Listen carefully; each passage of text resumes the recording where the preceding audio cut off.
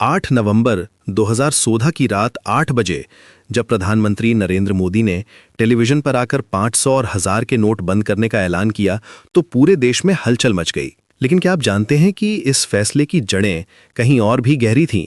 धुरंधर film ने जो कहानी दिखाई है वो सिर्फ सिनेमा नहीं है, ये एक ऐसी सच्चाई है जो दशकों से हमारे देश की सुरक्षा को खतरे में डाल रही थी। धुरंधर फिल्म में दिखाया गया है कि कैसे पाकिस्तान से आने वाले नकली नोट भारत की अर्थव्यवस्था को नुकसान पहुंचा रहे थे। फिल्म में जावेद खानानी और अल्ताफ खानानी नाम के दो भाई दिखाए गए हैं जो हवाला और नकली करेंसी का बड़ा नेटवर्क चलाते हैं। ये सिर्फ फिल्मी कहानी नहीं है, असल जिंदगी में भी ये खानानी ब्रदर्स मौजूद थे। जावेद खानानी कराची का एक बड़ा हवाला किंग था जो ISI के लिए पैसे का काम करता था।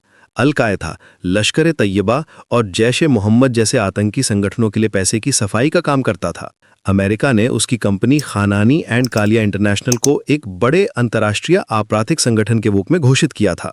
सबसे दिलचस्प बात यह है कि नोटबंदी के 1 महीने बाद जावेद खानानी की मौत हो गई। कहा जाता है कि वो एक निर्माणाधीन इमारत की 4थी मंजिल से गिर गया था।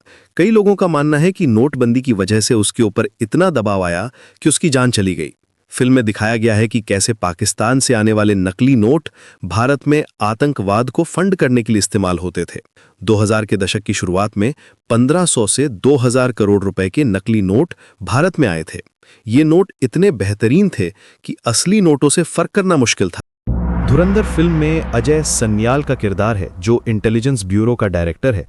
ये किरदार भारत के राष्ट्रीय सुरक्षा सलाहकार अजीत डोभाल से प्रेरित है। अजीत डोभाल को भारत का जेम्स बॉन्ड कहा जाता है।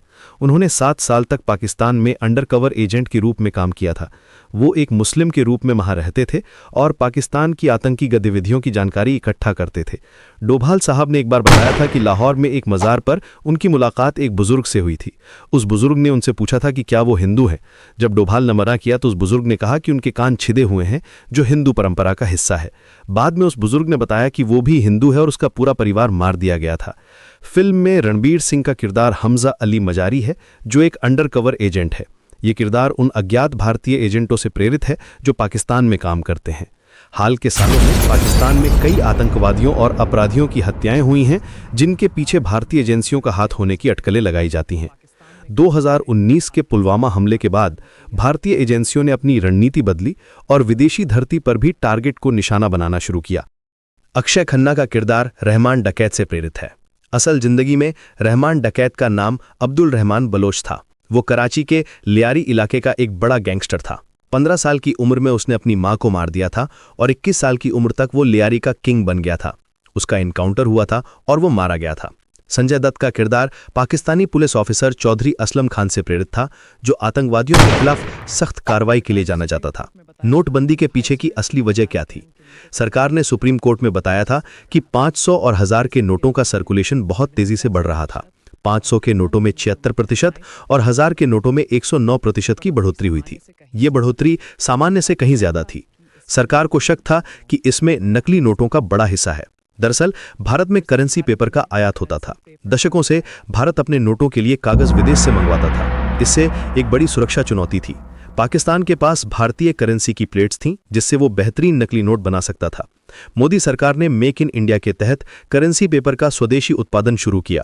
होशंगाबाद में सिक्योरिटी पेपर मिल की क्षमता बढ़ाई गई और मैसूर में एक नई मिल भी लगाई गई। इससे भारत की करेंसी सुरक्षा में बड़ा सुधार हुआ। नोटबंदी के बाद पाकिस्तान के नकली नोटों का खेल खत्म हो गया। गृह मंत्रालय ने पुष्टि की कि नोटबंदी से पाकिस्तान द्वारा छापे गए उच्च गुणवत्ता के नकली नोट तुरंत बेकार हो गए। फिल्म में दिखाया गया है कि कैसे राजनेताओं और नौकरशाहों के बीच भ्रष्टाचार की वजह से इस समस्या का समाधान नहीं हो पा